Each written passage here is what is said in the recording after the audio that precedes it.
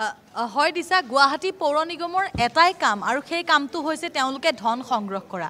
মই আছো ফাঁচী বজাৰৰ এখন বজাৰত নহয় ফাঁচী বজাৰৰ এটা পদপথত আছো আৰু সেই পদপথত এয়া দোকান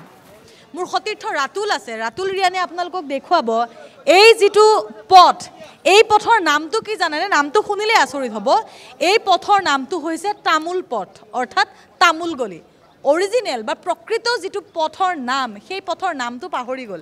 এই গুটেই পথছোৱা যদি চাই ৰাজপথ ৰাস্তা ক'ত আছে সেইবোৰ নাই পদপথ আপুনি বাদ দিয়ক পদপথ চাওক পদপথ ক'ত আছে কিন্তু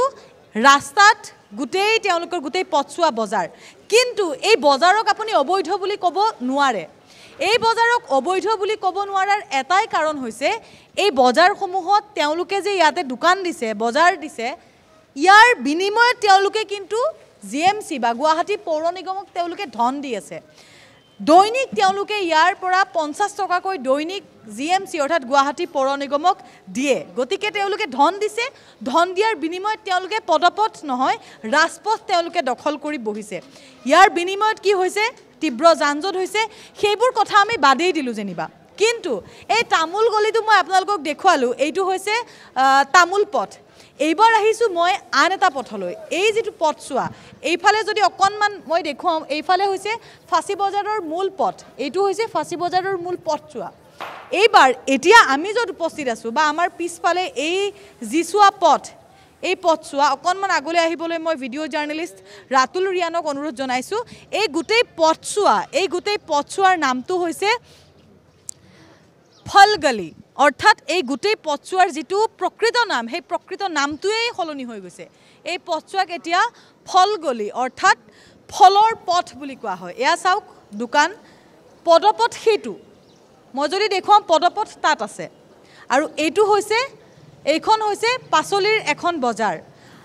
কোৱা হয় এইখন চৰকাৰে কয় যে পথাৰ আমাৰ বজাৰ আমাৰ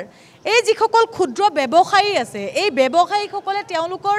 দোকান দিবলৈ তেওঁলোকৰ এখন স্থায়ী বজাৰ গৃহ ইয়াতে নাই এখন স্থায়ী বজাৰ গৃহ আছে মই অকনমান পিছত সেই স্থায়ী বজাৰ গৃহৰ দৃশ্য আপোনালোকক দেখুৱাম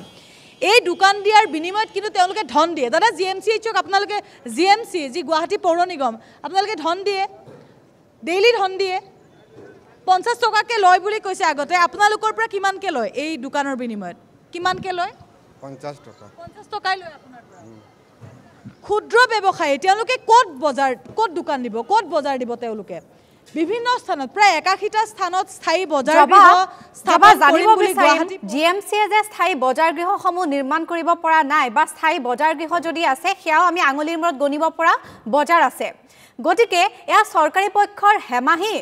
নে ইয়াত একাংশৰ আসলতে গুণ্ডাগিৰি বা পইচাৰ প্ৰতি যি হক হেয়া জানিব বিচাৰিম জবা এয়া ৰাজপথত দোকান দিছে মই কৈছো এয়া চাওক এয়া অবৈধ নহয় কাৰণ এই দোকান দিয়াৰ বিনিময়ত এই বজাৰৰ বিনিময়ত তেওঁলোকে কিন্তু গুৱাহাটী পৌৰ নিগমক ধন দি আছে এইবাৰ মই আকৌ অকমান ভিতৰলৈ যাবলৈ যত্ন কৰিম এটা দৃশ্য মই দেখুৱাম সেই দৃশ্যটো হৈছে যি স্থায়ী বজাৰ গৃহ নিৰ্মাণ কৰিছে এই যেটো অট্টালিকা এই অট্টালিকাটো স্থায়ী বজাৰ গৃহ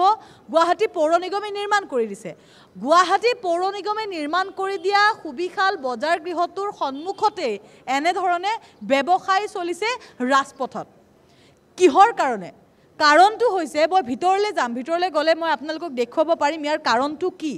ইয়াৰ যথেষ্ট কাৰণ আছে আৰু সেই কাৰণটোৰ বাবে যেটো স্থায়ী বজাৰ গৃহ আছে স্থায়ী বজাৰ গৃহ য'ত আসলতে তেওঁলোকক বজাৰ দিবলৈ বা দোকান দিবলৈ তেওঁলোকক স্থায়ী